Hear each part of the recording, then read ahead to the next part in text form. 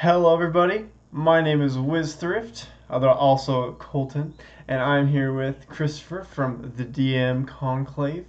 And we're here to do an interview today to talk about his content, the stuff he does, and also just make new friends. So, Christopher, could you give yourself an introduction for me? Hi, Colton. Thanks for having me here. I'm really happy for the invitation and the chance to talk a bit and get to know each other.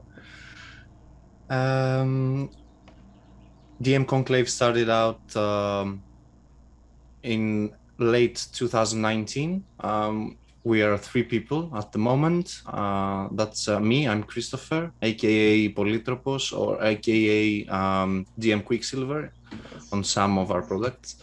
And the other person is Alex, who is also known as DM Satyros. And our newest member is Manos, who will be our resident artist from now Nice. on. And he's known as DM. DM, Uh, nice. That's awesome. And what we've about been we've been publishing products in the DM's Guild for all this time. We have approximately 11, I think, or 12 products at the moment. wow. And we're trying to get it going in a style of publishing not only game adventures, but also player and DM options and Mhm. content, as well as special monsters and other interesting mechanics. That's fantastic. And what about yourself? Could you give a little introduction of who you are, kind of what you do? Sure, yeah, I'm close to 40, I Oh, guess. wow. I'm Greek. I live and work in Greece. I have lived in other countries as well. I studied business, although it seems that my talents lay elsewhere.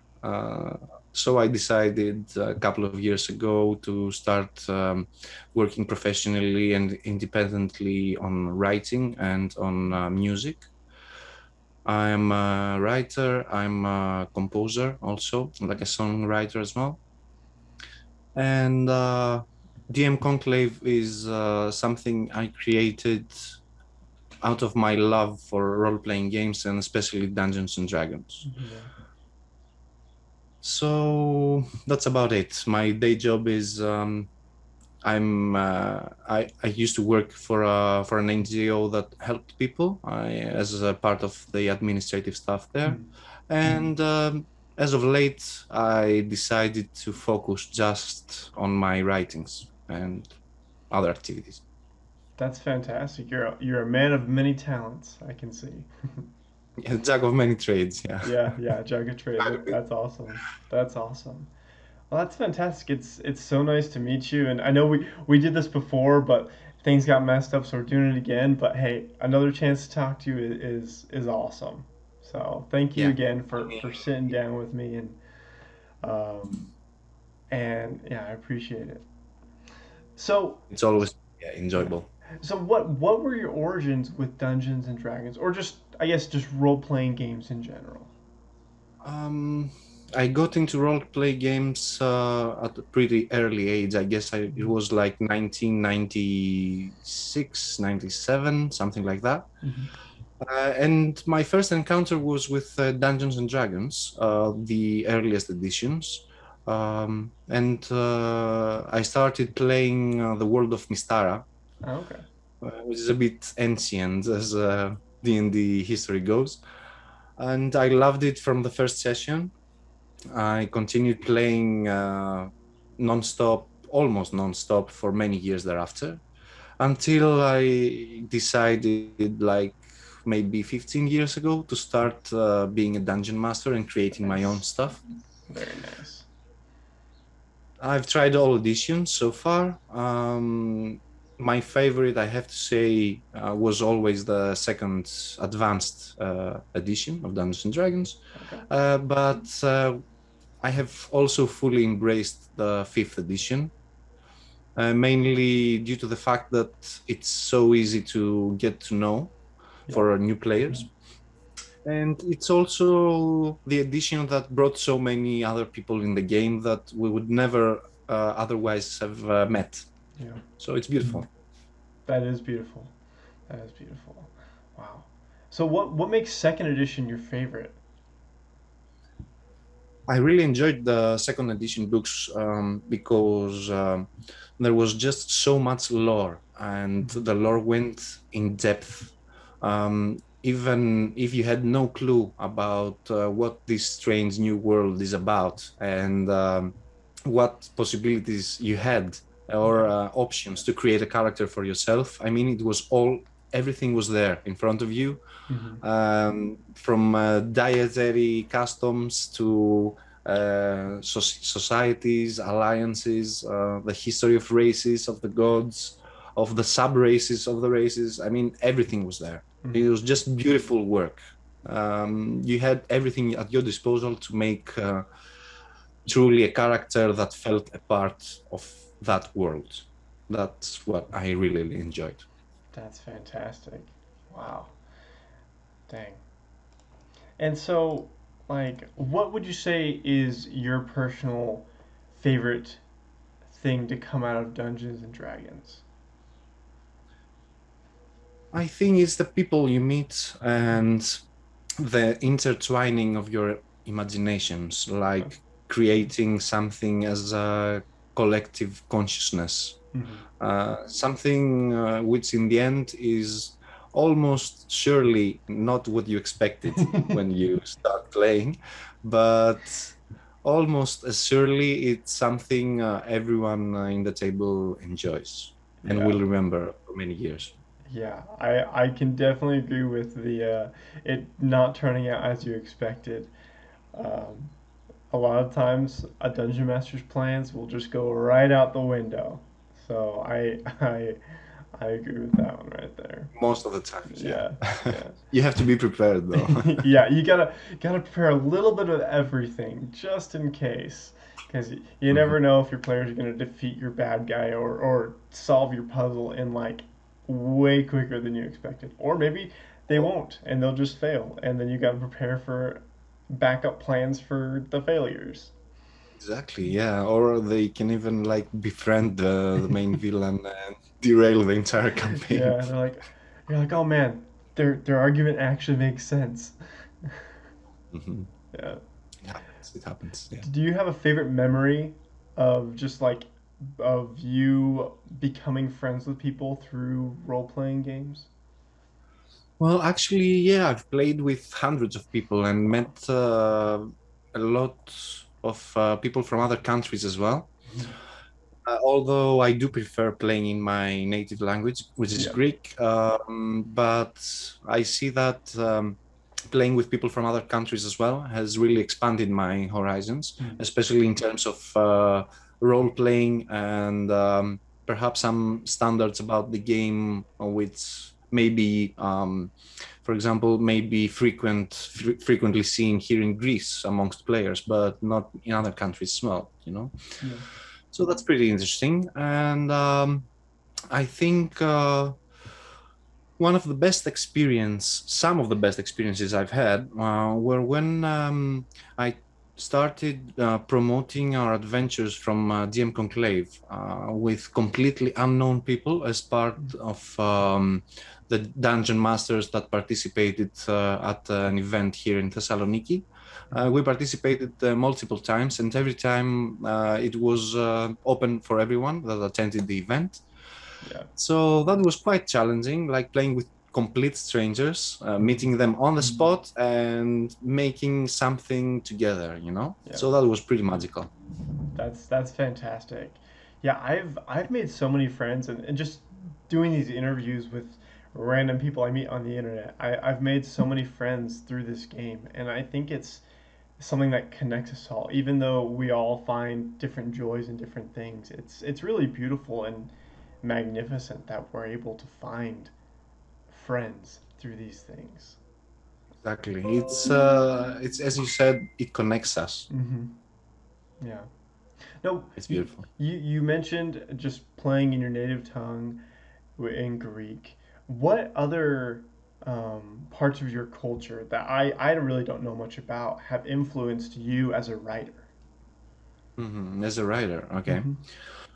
Uh, my culture influenced me as a writer a lot because I grew up with my grandfather's stories and fairy tales Okay. coming from ancient Greece. And many of those were also less known stories. Mm-hmm. So I started seeing the beauty behind legend and reality and myth and complete and utter fiction. Yeah. So I wanted to investigate it further in my later years. Mm-hmm. So I started stealing some comics, well, borrowing some comics, Yeah, yeah, how it is from my older brother, from Conan the Barbarian, yeah. written by Nice. with the original texts of Robert E. Howard. And then it was just love at first sight. I discovered the sword and sorcery genre, Mm-hmm. and I was addicted ever since. That's fantastic. Do you have a favorite, other than the like the Conan the Barbarian and the ones that you just mentioned? Do you have a favorite one that your grandpa would tell you? Yeah, actually, it was a story that is relevant with birds, with some huge birds that were made out of metal. Their wings, their feathers were made out of metal. Wow. This is a rather known myth. Mm-hmm. And these birds attacked the villagers of a certain place and killed them from afar. But Okay. they could not tolerate high-pitched sounds. So the villagers, along with the help of a hero, um, are advised to start banging together metal shields to create a sonic blast of sorts to disorient the birds, Wow. and then only then could they kill them. Wow. That sounds amazing.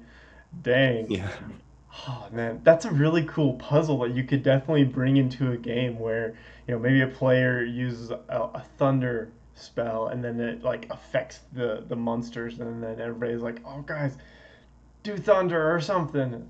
That would sure, be yeah, that would be fantastic, man. yeah. I think Maybe. having a combat puzzle is something I don't see that often, so I think having something like that would be really awesome.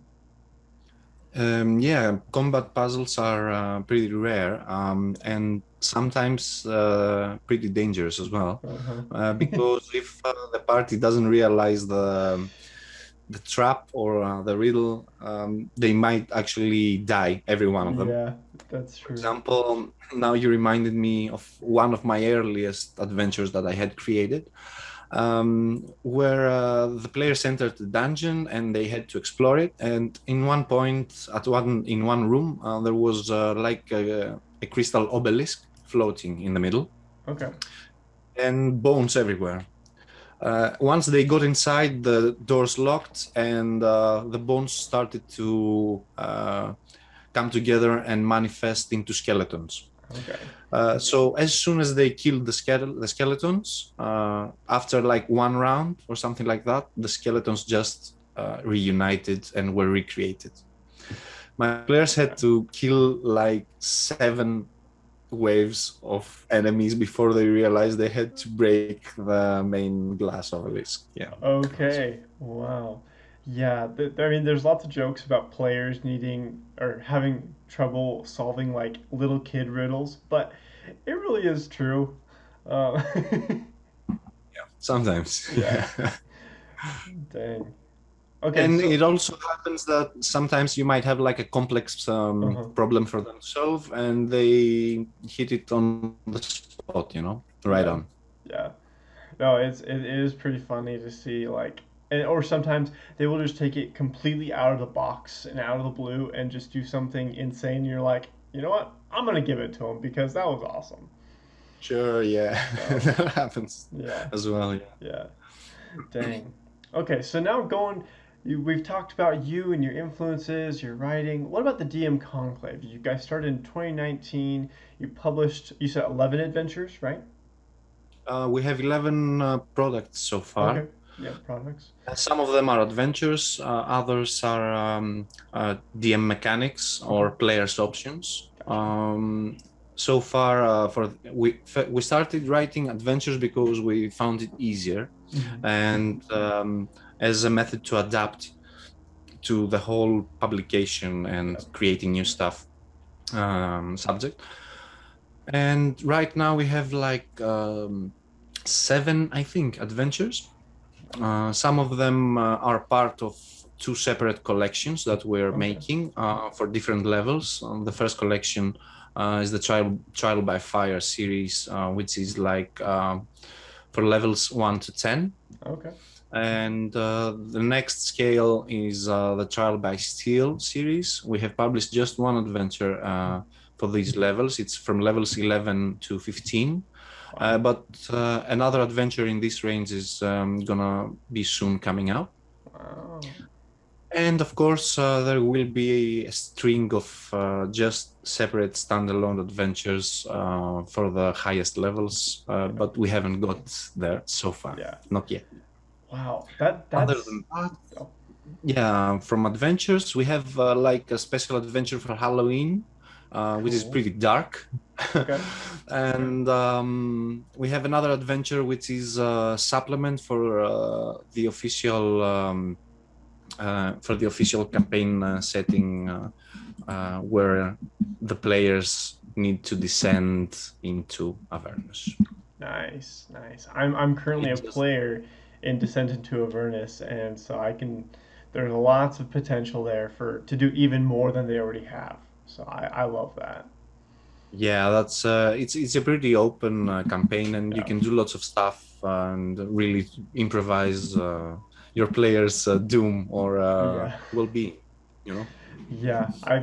I'm on technically my third character in that campaign. So my first character died, and then he got resurrected, and he chose a pact with the devil, and then he died, and now I'm on my third character. So, uh, Okay, keep well, going at it. yeah, yeah, You'll get there. definitely lots of chances to die in that game.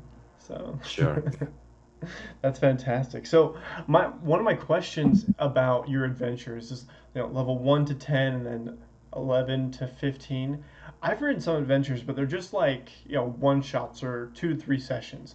How do you Hmm. write so much like level 1 to 10? Like how do you accomplish that?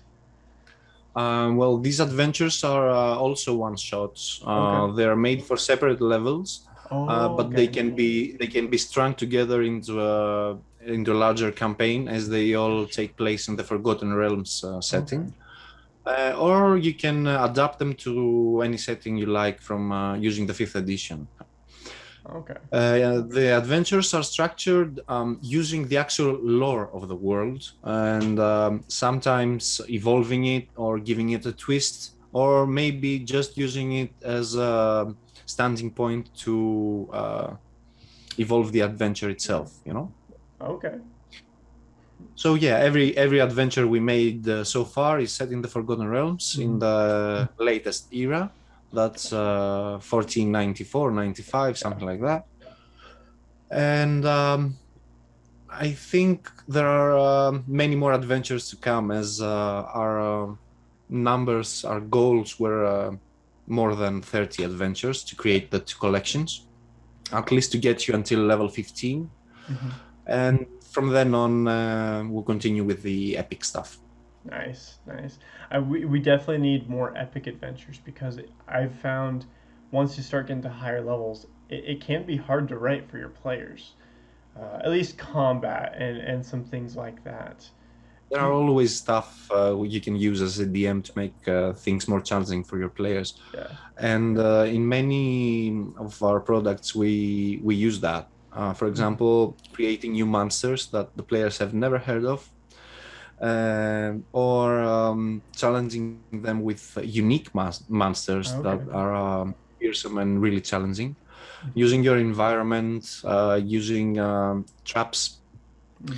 using creature tactics Gotcha. that are to be followed during uh, during the battle, and also contingency plans in case the battle goes awry for the monsters themselves, especially if they're fighting someone intelligent. They're gonna have a Okay. backup plan. I That's amazing. I mean, Yeah, I mean the last adventure we did, we published for the 15th level. mhm. It's called God Dream, and it involves three unique monsters from the Forgotten Realms with a twist. And I must say it's pretty challenging, even if you're level 15. Yeah, yeah. Wow.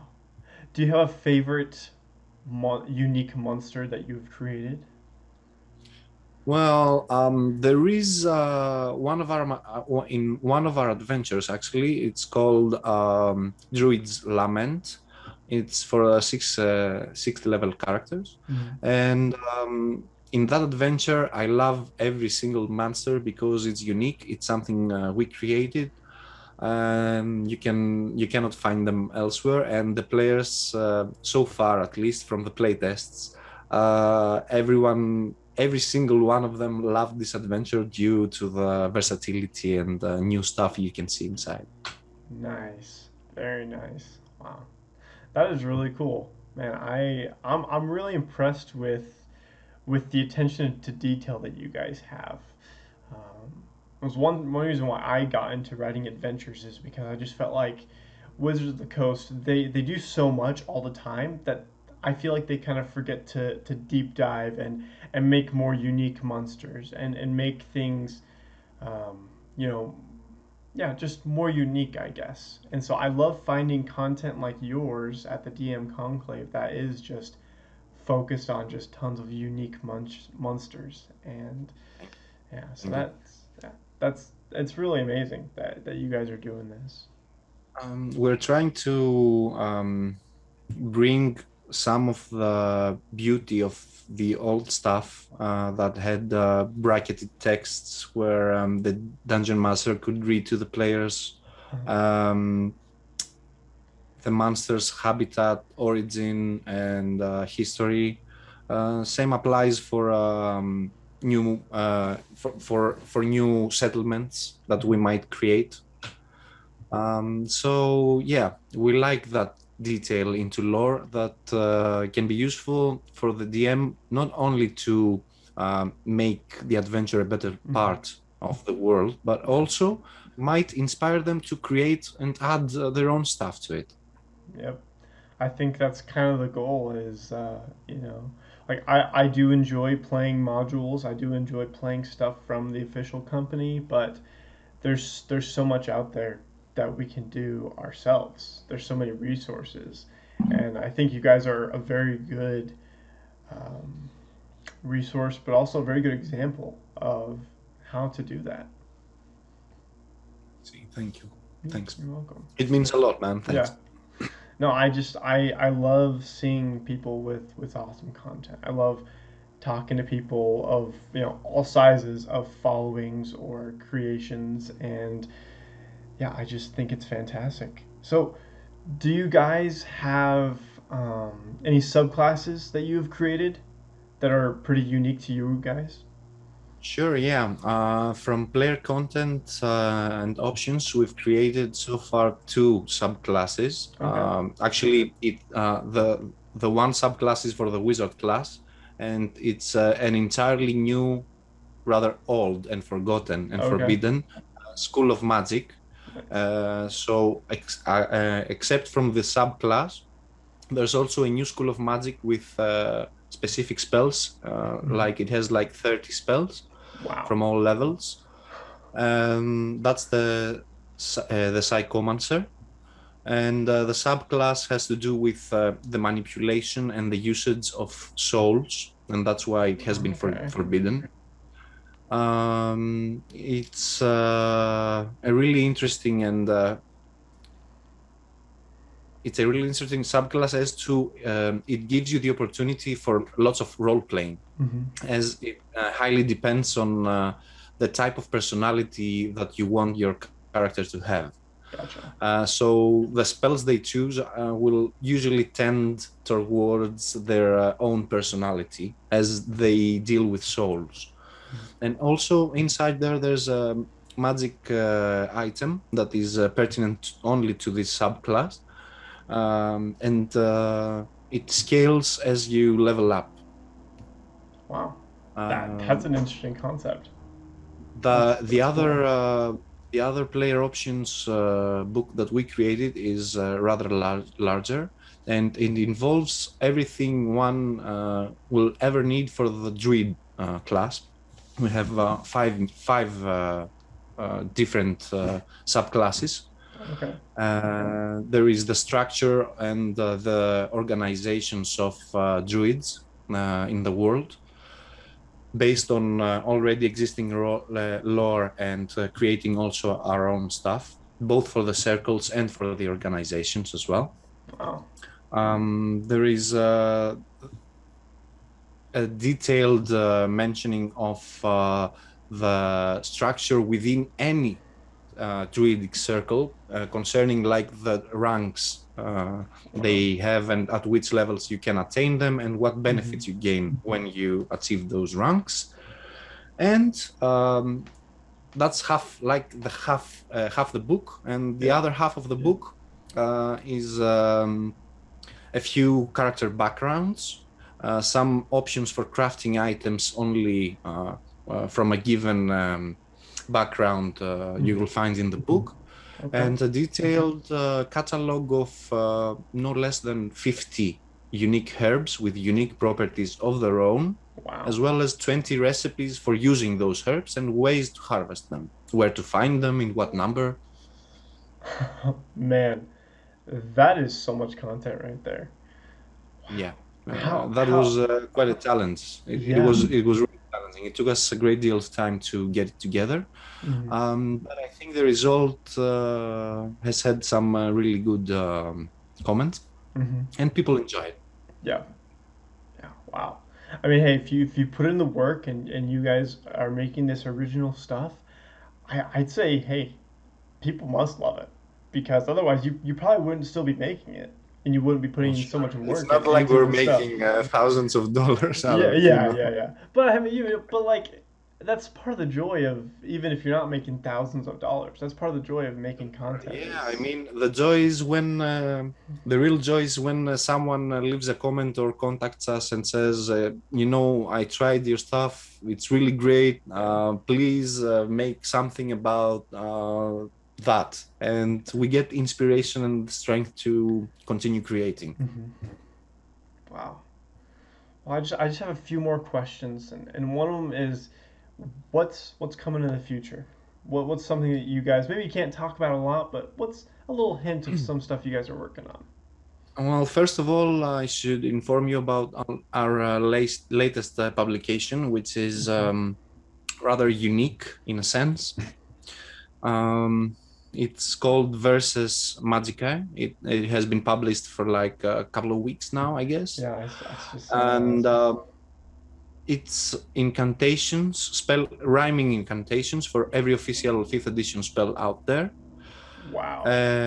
And essentially, you can now use them instead of just saying when you role play your spells, I utter some mystic words. Yeah. You now actually have the mystic words to utter. Oh my gosh. So it's a bit of poetry brought into Dungeons and Dragons, in a sense that enables you to better enjoy your games. I mean, if you're into this kind of thing, there are Yeah. also inside there guidelines about how to create your own incantations, because there is Wow. a detailed analysis of the structure of the incantations. Mhm. We're talking about 500 plus incantations, separate incantations, because there's also some certain spells have different types of casting. So, Yeah. for example, the symbol spell has 10 different types of casting. Uh-huh. That's 10 different incantations. And of course, there is also great black and white art from our new resident artist, Hmm. which I completely love. Yeah. And I think it brings back like a bit of the old school vibe, Hmm. to it. Yeah. I love black and white art. I think it's not done enough these days. It's Yeah, underappreciated. sure, sure. Yeah. Black and white is beautiful. Yeah. The same. I think it's as beautiful as most of the full colored, HD new stuff that we see. Uh-huh. I think it's a different kind of beauty, just that. Yeah. And we've always thought about doing an effort of combining music and other types of art into our products. And this product versus Magic Eye has been our first attempt to it. Mm. It has been a real challenge, especially writing all these rhyming incantations. Yeah. Can be quite frustrating at times, especially if Yeah. you're not native. Of course, there's Wow. also the poetic license where you can rearrange stuff in order for them to sound right, and There actually you go. rhyme. Yep, yep, yep. Um, so I took advantage of that a lot, and also as a songwriter, because I'm working on an album with fantasy music. Hmm. I've already written a tribute song for the Forgotten Realms, which will be incorporated into one of our adventures, and into one of our adventures to come. As the song itself is supposedly sung by a dwarven drunk sailor, Okay. and it involves inside the song's lyrics a riddle of sorts that Oh, guides you to a specific location in the Forgotten Realms in order to find what else? Treasure. of course, of course. Sure. Yeah. I mean, it's a pirate song, sort Yeah, yeah. I mean, hey, treasure's like the best thing ever. So and we're also almost ready with another product that I cannot really discuss that's okay. because it's also a bit groundbreaking and innovative, so much as versus Magic Eye were. Although that this project will focus more mainly on player options regarding gameplay, let's Okay, say, the okay. actual gameplay and not the role playing. Gotcha. Although Okay. they can also be a part of role playing opportunities, Yeah, certainly. that's amazing. That's as much as I can say. That It will hey, soon come out.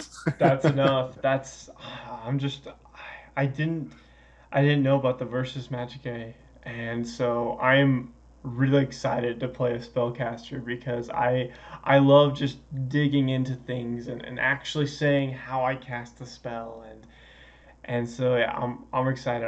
I'm definitely gonna get that Yeah, and use I that. mean, there is also a version for Fantasy Grounds if you're Uh-huh. using Fantasy Grounds, where you can the incantation will appear along with the spell description, so Wow. you don't have like to view it separately. Yeah.